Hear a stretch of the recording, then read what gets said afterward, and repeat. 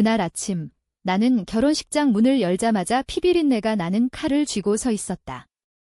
형의 목에 대고 그년의 배에 대고 12회의 증오가 한 번에 터지려 했지만 나는 웃었다. 왜냐하면 복수는 아직 시작도 안 했으니까. 세상이 나를 미쳤다고 할 테지만 그들은 모른다. 진짜 지옥은 사랑이 배신할 때 시작된다는 걸. 나는 그날을 영원히 잊을 수 없다. 25살, 서울의 번잡한 거리에서 태어나 자란 나는 마침내 내 인생의 절정이라고 믿었던 결혼식을 앞두고 있었다. 유나와의 사랑은 고등학교 시절부터 시작됐어. 그녀는 내 유일한 빛이었고 나는 그녀를 위해 모든 걸 바쳤지. 대학을 졸업하고 작은 IT 회사에서 일하며 돈을 모아 집을 샀고 그녀의 꾸민 카페를 열기 위해 대출까지 받았어. 가족들은 나를 축하했어. 특히 형, 민준이 형은. 동생아, 내가 이렇게 행복할 줄 누가 알았어 하며 어깨를 두드려주던 그 형. 하지만 그날 밤, 결혼식 전날 모든 게 무너졌다. 나는 유나의 집 근처 호텔에서 마지막 피로를 풀기로 했는데 형이 갑자기 전화를 걸어왔다. 얘야, 유나 좀 봐줄래? 갑자기 아파서 그 목소리가 이상했어. 떨리고 숨이 가빠. 나는 택시를 타고 유나의 아파트로 달려갔지. 문은 살짝 열려 있었고 안에서 들려오는 소리, 웃음소리, 속삭임, 그리고 그 익숙한 신음. 내 심장이 멎는 줄 알았어. 문을 밀고 들어가자 침대 위에 알몸으로 엉켜있는 그 둘. 유나의 머리카락이 형의 가슴에 흩어져 있고 형의 손이 그녀의 허리를 감싸고 있었어. 그들은 나를 보자마자 얼어붙었지. 유나는 시트를 끌어당겨 몸을 가렸고 형은 이건 하며 말을 더듬었어. 나는 아무 말도 하지 않았어. 그냥 서서 그 광경을 새겼을 뿐. 12해 동안 그 장면이 내 뇌리에 불타오르며 나를 갉아먹었지. 나는 칼을 들지 않았다. 그날은. 대신 나는 결혼식을 취소했다. 가족 모임에서, 모든 친척 앞에서. 유나는 형과 바람을 피웠습니다. 이 결혼은 없습니다. 그 말에 어머니는 기절했고 아버지는 나를 때리려 했어. 형은 울면서 무릎 꿇고 빌었지. 미안해, 동생아. 실수였어. 하지만 유나는 아무 말도 안 했어. 그냥 고개를 숙인 채 눈물을 흘릴 뿐. 그 눈물이 진심인지 연기인지 나는 알 수 없었어. 하지만 그 순간 나는 결심했지. 이 배신은 그냥 잊을 게 아니야. 복수할 거야. 공정하게, 천천히, 그들이 후회하게 만들 거야. 그 후로 내 인생은 지옥이었다. 나는 서울을 떠나 부산으로 내려갔어. 작은 프로그래밍 프리랜서로 일하며 밤마다 술에 취해 그 장면을 되새겼지.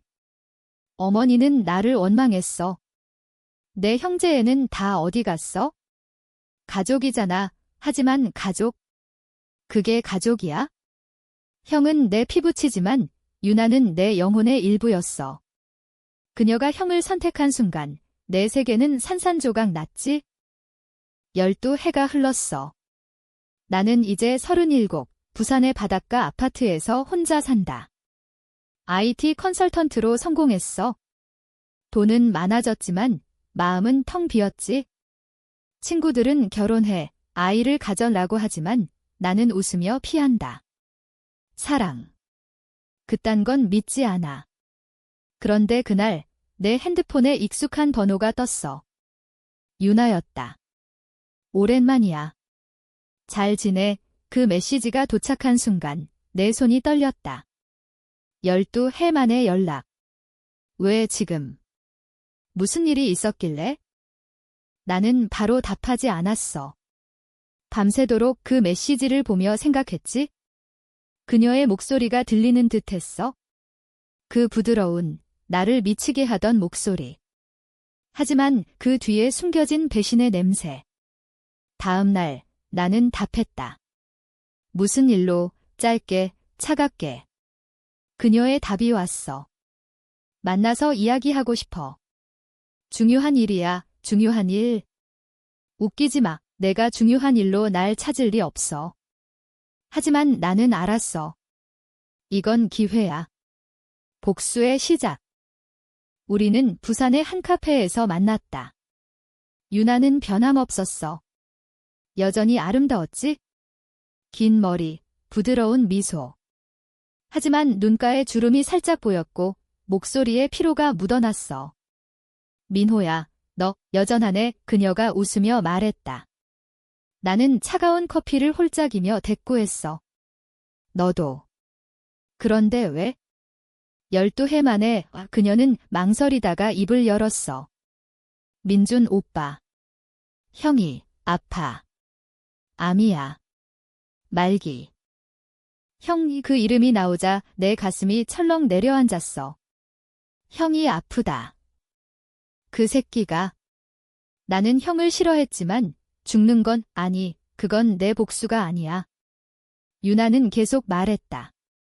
형이 너한테 미안하다고 해. 그리고 우리 셋 다시 가족처럼 지내고 싶대. 내가 용서해주면 용서? 그 단어가 내 귀를 때렸어. 나는 웃음이 나왔다. 용서. 그날 내가 형을 선택한 순간 용서는 끝났어. 그런데 왜 나한테 오는 거지? 형한테 가서 빌어봐. 유나는 눈물을 글썽였다. 민호야, 나도 후회했어. 그때는 젊었고 실수였어. 이제 형이 죽어가고 있어? 우리 아이도 아이? 그녀는 형과 결혼했어? 그 후에 내 머릿속이 하얘졌다. 결혼했어? 형이랑. 유나는 고개를 끄덕였다. 네, 그 후에. 하지만 행복하지 않았어.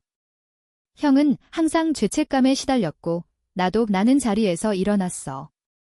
이제 알았어. 가봐. 나한테 올 이유 없어. 하지만 그날 밤 나는 잠을 이룰 수 없었어. 형이 죽는다. 유나가 후회한다. 그리고 아이, 그 아이는 내 조카? 아니, 형의 피를 이어받은 그 새끼? 증오가 다시 피어올랐어. 하지만 이번엔 다르다. 단순한 분노가 아니야. 계산된 복수. 나는 내 노트북을 열고 과거를 파헤치기 시작했어. 형의 병원 기록, 유나의 소셜미디어, 그들의 삶 내가 모르는 12해의 비밀이 거기 있을 테니까. 그리고 나는 알게 됐어. 형은 유나와 결혼한 후 사업에 성공했어. 서울의 부동산으로 큰돈을 벌었지.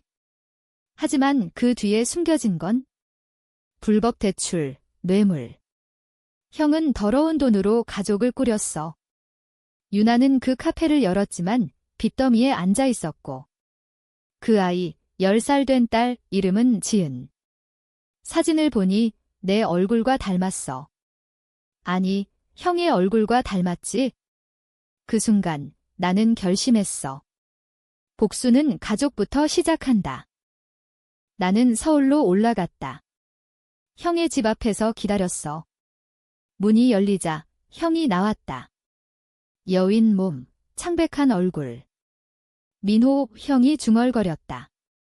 나는 미소 지었다. 형, 오랜만이야. 안 됐네. 그런데 내 사업, 재미있더라. 그 불법 돈으로 산 집, 아직도 사는지 형의 눈이 커졌다. 너 어떻게 알았어? 나는 어깨를 으쓱했다.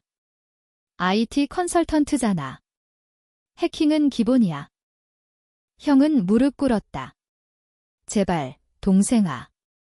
용서해. 내가 다 잘못했어. 유나도, 나도, 나는 형의 멱살을 잡았다. 용서. 그날 내가 내 인생을 망친 대가로 내 인생을 망쳐줄게.